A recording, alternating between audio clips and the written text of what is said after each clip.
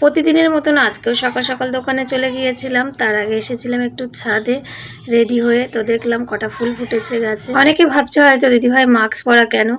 দেখো আমাদের দোকানের সামনে এত ধুলো, রাস্তার ধারে দোকান, সেই জন্য সবসময় আমি মাস্ক পরে থাকি। আর আমার প্রবলেম আছে ডাস্ট অ্যালার্জি, সেই জন্য। তোমরা অনেকেই জানতে চেয়েছিলে দিদিভাই তোমাদের কিসের দোকান। আমাদের ফাস্টফুডের দোকান। তো দেখো এই যে এগুলো সব প্রতিদিন সকালবেলা আসে। তো এগুলো আজকে রেডি করে দিয়ে যায়নি, আমাকেই বললো একটু রেডি করে নাও। তো সেই জন্য আমি প্লেটগুলো সব পরিষ্কার করে এগুলো এখন গুছিয়ে নিচ্ছি। জন্মদিনের কেকগুলো পাওয়া যায় আমাদের দোকানে। তো আজকে কোনো অর্ডার নেই বলে সেগুলো আসেনি। আর আমাদের দোকানে রোল, চাউমিন এগুলোও হতো, এখন বন্ধ করে দেওয়া হয়েছে। প্রচণ্ড খাটনি, আর লেবার মিস্ত্রি ঠিক মতন পাওয়া যায় না, সেই জন্য বন্ধ করে দিয়েছি। আর খুব খাটনি। এগুলো গুছিয়ে দিয়ে যায়, আজকে ওনার তাড়া ছিল সেই জন্য গুছিয়ে দিয়ে গেল না। তো আমি এগুলো সাজিয়ে নিচ্ছি। তো যাই হোক, মেয়েও ফোন করেছে। মেয়ে বলল মা তাড়াতাড়ি বাড়িতে এসো, আমি বেরোবো। তো ওর জন্য আবার রান্না করতে হবে। তোমাদের দাদাভাইও দোকানে এসেছে, তো ওকে বললাম যে একটু বাজার করে আনতে। তো বাজারে গেছে, আর আমিও এদিকে এগুলো গুছিয়ে নিচ্ছি। ও এলেই আমি বাড়িতে চলে যাব। বাড়ি গিয়ে ওকে আবার রান্না করে দিতে হবে। তো দেখো এগুলো কি বলো তো, বড় বড়, ওটা হচ্ছে চিকেন সিঙ্গাড়া।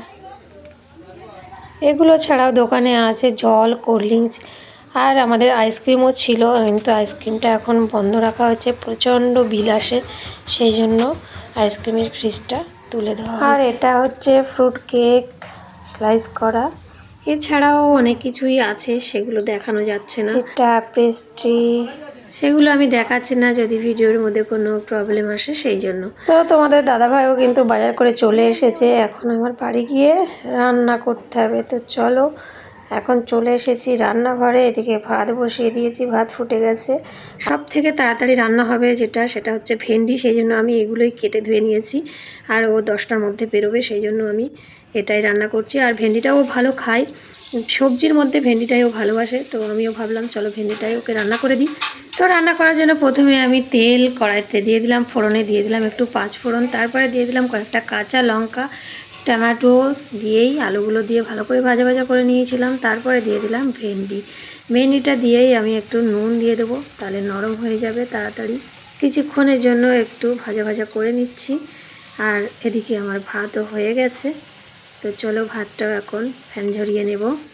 একটা বাটিতে আমি ছোট চামচের 1 চামচ মতন জিরের গুঁড়ো, একটু গোলমরিচের গুঁড়ো আর সামান্য একটু লঙ্কার গুঁড়ো ভিজিয়ে রেখেছিলাম, সেটাই আমি এখন দিয়ে দিলাম, দিয়ে ঢাকা দিয়ে রাখলাম। তো চলো ওদিকে আমি একটু পোস্ত আর একটু সাদা সর্ষে বেটে নিয়ে আসি।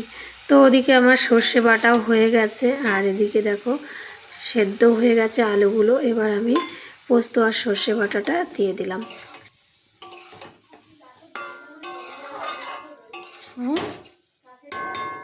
গাছে কোন গাছ? তোমাদের দাদাভাই বললাম বাজারে গিয়েছিল, বাজার থেকে এই যে এই মাছগুলো এনেছে। এটা কি মাছ তোমরা কমেন্টে আমাকে জানিও। এই মাছের আমি নাম জানি না। বড় একটা মাছ, এটা কেটে আনিনি, এটা দেখে আমার রাগ হচ্ছে। তো এটা এখন কাটতে হবে, ছোট মাছগুলোও কাটতে হবে। তো চলো এদিকে রান্না আমার হয়ে গেছে, একটু চিনি দিয়েই নামিয়ে দিচ্ছি। তো বন্ধুরা, আমার এই ভিডিওটা তোমাদের কেমন লাগলো কমেন্টে অবশ্যই জানিও। সবাই ভালো থেকো, সুস্থ থেকো।